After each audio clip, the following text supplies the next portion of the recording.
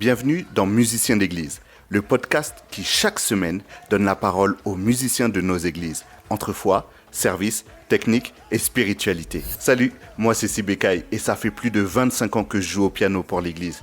Au quotidien, je joue, j'écoute, je prie, je médite la parole, j'observe aussi. Je discute et je me pose des questions sur mon rôle dans l'église.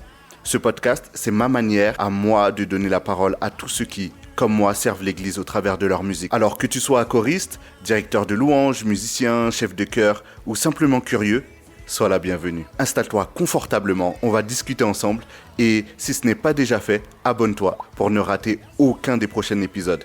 Et partage sur Instagram ce qui t'a parlé aujourd'hui en taguant @musicien d'église. Le tout au singulier. Ah oui, surtout, n'hésite pas de laisser un commentaire et donne-moi la note maximale. Ça me donnera la force pour continuer. Bonjour à tous, je suis vraiment content de pouvoir vous présenter cette émission. D'abord, je vais me présenter. Donc moi, c'est Sibécaï. On me connaît aussi sous mon nom civil, Rudy. Je sais que pour certaines personnes, c'est important. Donc voilà, quand je suis né, on m'appelait Rudy et puis j'ai choisi le nom Sibécaï lorsque j'ai créé avec mon frère Carmel un groupe qui s'appelait Sentinel Crew. C'était il y a très longtemps maintenant et on chantait du reggae dancehall pour la gloire de Dieu. À l'époque, on a fait le tour un peu de toutes les églises en Île-de-France, même dans la France, on est allé à l'étranger, on a fait la Suisse, la Belgique, la Martinique, l'Italie, l'Espagne, bref, on a fait beaucoup de choses comme ça. Mais au fond de moi, j'ai toujours été attaché au service dans l'église. Et ce qui fait qu'aujourd'hui, presque 30 ans plus tard, j'en reviens là, à mon premier amour. Qu'est-ce que le service à l'église et tout ce que ça implique? Et du coup, dans ma réflexion, moi en tant que pianiste, depuis plus de 25 ans, en fait, je me suis rendu compte que on laissait très peu la parole aux musiciens. On laissait très peu la parole à ceux qui sont derrière les instruments. Et du coup, je me suis dit que c'était une bonne idée de pouvoir lancer un podcast où ces personnes-là qu'on entend uniquement par le prisme de leur instrument, d'entendre enfin leur voix, d'entendre comment ils réfléchissent, comment ils pensent les choses, comment ils voient, comment ils vivent en fait ce service à l'église. Donc pour en revenir à mon histoire, moi j'ai donné ma vie à Christ il y a plus de 30 ans. Ce qui s'est passé, c'est que très tôt, ma mère a voulu apprendre à jouer au piano pour pouvoir jouer pendant les moments de louange, parce que du coup, mon père a été ordonné pasteur et on lui a confié une église. Dans cette église-là, où du coup, on était en carence de musiciens, et donc du coup, elle s'est portée volontaire pour apprendre à jouer au piano, sachant que on est quand même dans une famille de musiciens. Elle chante, elle chante depuis même avant d'avoir donné sa vie à Christ. Et puis dans ma famille, j'ai d'autres personnes qui font de la musique. Mais du coup, voilà, elle a choisi de se former. Et moi, à l'époque, j'avais 11-12 ans et je l'accompagnais à ses cours de piano. Et en fait, ce qui se passait, c'est que une fois rentrée à la maison et qu'elle pratiquait, elle faisait ses exercices, en fait, il m'arrivait d'intervenir en disant « Mais non, maman, c'est pas comme ça qu'il faut poser tes doigts, c'est pas ça qu'il avait dit, c'était plutôt comme ça. » Et donc, du coup, au bout d'un moment, elle m'a dit « Écoute, tu me casses les pieds. Ce que je vais faire, c'est que je vais t'inscrire et tu vas apprendre aussi la musique en même temps que moi. » C'est comme ça que j'ai commencé avec un prof à l'époque à apprendre le piano. Et en parallèle, j'apprenais aussi le solfège pour pouvoir être capable de lire une partition, d'écrire la musique, etc. J'ai eu la chance d'être dans un programme organisé par des chrétiens. Et donc, du coup, tout de suite, j'ai pu m'exercer avec les chants d'église. Tout de suite, j'ai pu travailler sur des chants d'exo, sur des chants du GEM, du DPS, etc. Et donc, du coup, voilà, moi, j'ai toujours connu ça. Donc, très vite, je joue à l'église et je me rends compte que ce qu'on me demande à l'église, c'est pas de jouer la partition, ou en tout cas, même si on commence avec la partition, rapidement, ça dérape vers des moments où on commence à chanter des chants inspirés, ou que le pasteur, il monte sur l'estrade et puis il demande de jouer un chant. qui n'étaient pas prévues et il faut être capable de jouer. C'est là que je me suis rendu compte que le solfège pour moi était limitant ou en tout cas n'était pas suffisant pour aller au bout de ce service-là et j'ai dû développer mon oreille, apprendre à jouer à l'oreille, à trouver une tonalité, à pouvoir reconnaître quels sont les accords qui vont être joués en fonction de la mélodie. Pourquoi je parle de tout ça? Parce que du coup, dans ce process, j'ai été confronté à des difficultés, moi en tant que musicien, et malheureusement, je vois que ces difficultés-là, elles perdurent. Quelle difficulté? La difficulté d'être en carence, en pénurie de personnes qui peuvent servir à l'église. Il existe encore des églises où on n'a pas de musiciens. Où les musiciens qui sont là, ils sont là par défaut, ils savent gratter un peu quelques accords, ils se débrouillent quoi. Mais c'est pas leur appel. Et du coup, je me suis dit mais qu'est-ce qui se passe? Il y a un problème, et ce problème, il dure depuis des décennies. Alors du coup, ma réflexion, c'est comment on fait face à ce problème-là. Je pense qu'il y a un problème de transmission, un problème de pouvoir former des gens, mais les former en amont. En fait, d'avoir une vision à long terme de ce qu'on veut voir dans l'Église pour pouvoir créer les bonnes conditions pour pouvoir faire nos cultes. J'ai pensé à pouvoir organiser des groupes avec des musiciens pour pouvoir aider ponctuellement comme ça des églises, faire des rotations, parce que j'ai vu ça se faire dans certaines églises. Je connais une église au François, en Martinique, qui a assez de musiciens pour pouvoir prêter des musiciens comme ça à d'autres églises en Martinique. Et ça, je trouve ça génial. Et je trouve dommage que ce soit pas quelque chose qui se généralise jusqu'à ce que ça se stabilise et que chaque église puisse avoir les musiciens dont il a besoin. Et puis, du coup, je me suis dit, mais moi aussi, qu'est-ce que je peux faire pour pouvoir pallier à ce manque?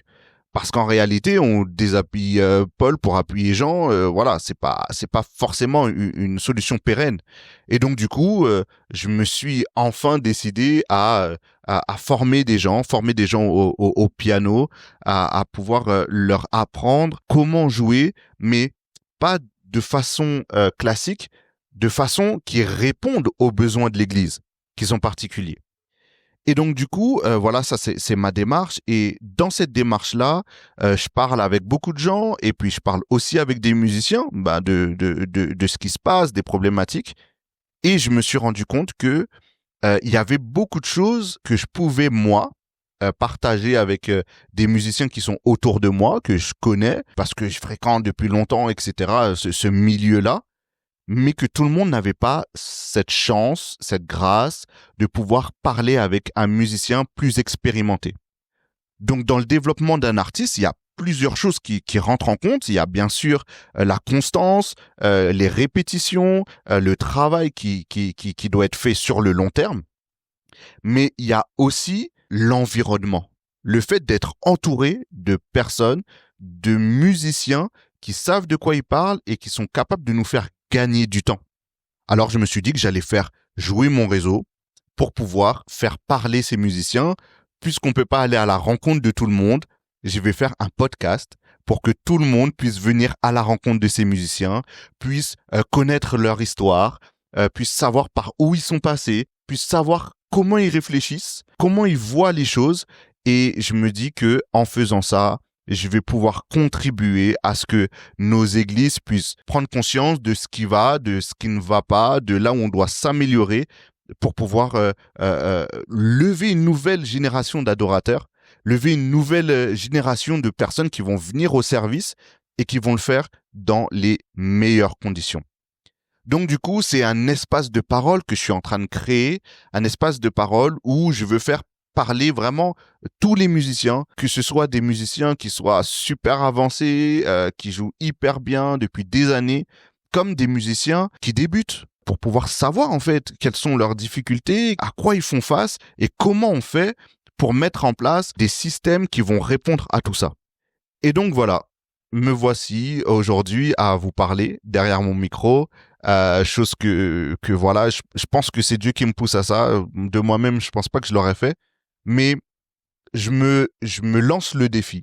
je me lance le défi de jeter comme ça une bouteille à la mer en espérant que peut-être une personne, peut-être deux, peut-être trois vont tomber sur ces témoignages, vont tomber sur ces échanges et que ça va réveiller en eux quelque chose de particulier. Ça va réveiller l'appel qui est en eux et que ils vont pouvoir se mettre en marche, se mettre en action pour pouvoir faire bouger les choses, pour pouvoir faire en sorte que tout ça s'améliore et que on puisse servir Dieu avec la meilleure disposition de cœur, avec tout ce qu'on a, sans avoir il y aura toujours des problèmes, mais en tout cas qu'on puisse les minimiser ou en tout cas les rencontrer. Ne serait-ce que prendre le temps d'écouter l'autre, voilà, c'est ça le but du podcast, qu'on s'assoit et qu'on écoute l'autre, comment il pense, comment il réfléchit, comment il voit les choses. Donc, on va aborder bien sûr des aspects tout à fait techniques, parce qu'on parle à des musiciens ou des personnes qui veulent être musiciens. Donc, on va avoir un jargon qui est propre aux musiciens. Je m'excuse pour ça en amont, mais c'est important de rentrer en profondeur parce que c'est ça aussi qui nous fait progresser. On va parler de réalité humaine, de ce que les gens y vivent, non seulement au service à l'église, mais dans leur quotidien aussi. Parce qu'en fait, tout ça, c'est lié.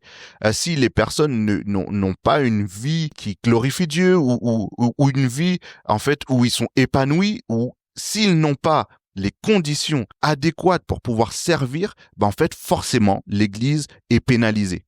On va parler bien sûr spirituel. On va parler de spiritualité, de comment on entretient notre vie de prière, nos lectures, la façon dont on évolue, dont on grandit, etc.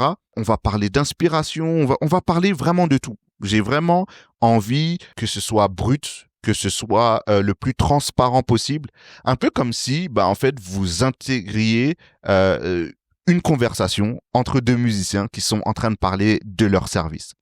Donc, ça va être des épisodes de 20 à 40 minutes à peu près, parce que je veux pas que ce soit trop long.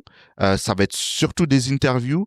Dans un premier temps, one-one, où je vais parler avec des frères, avec des sœurs, pour pouvoir vraiment rentrer dans leur intimité, dans leurs réflexions et tout.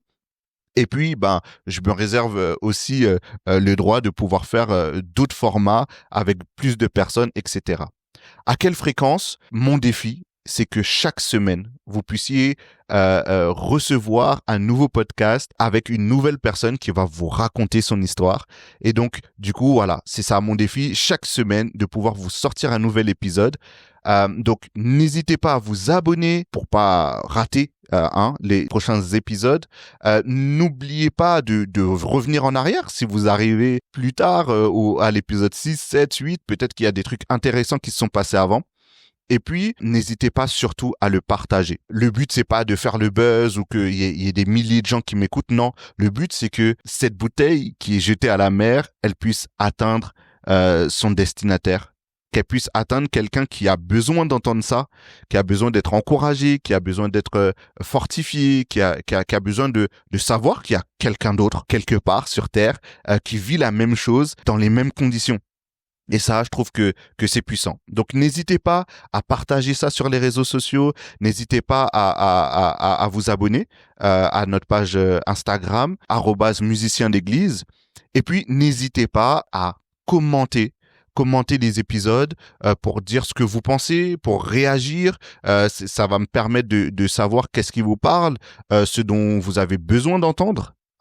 Et puis, n'hésitez pas aussi à me contacter en DM pour me dire est-ce que ça vous a fait du bien, est-ce que c'est bien, est-ce que c'est nul, est-ce qu'on pourrait faire différemment. Je suis vraiment ouvert à tout ça.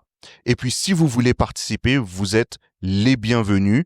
Si vous êtes musicien dans une église, peu importe votre niveau, peu importe depuis quand vous faites ça, j'ai envie de vous entendre, j'ai envie de venir à votre rencontre, de pouvoir vous écouter et de partager votre témoignage au plus grand nombre. Voilà. Donc voilà, c'était CB. J'espère que tout ça a été clair et j'ai vraiment hâte de vous partager tout ça très très très rapidement.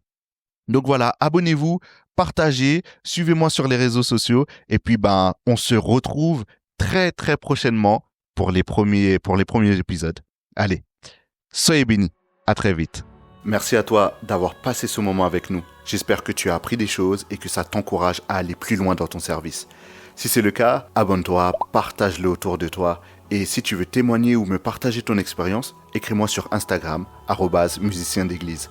Je serai ravi d'échanger avec toi. Malheureusement, cet épisode touche à sa fin, mais on se retrouve très vite pour une nouvelle conversation entre musiciens d'église.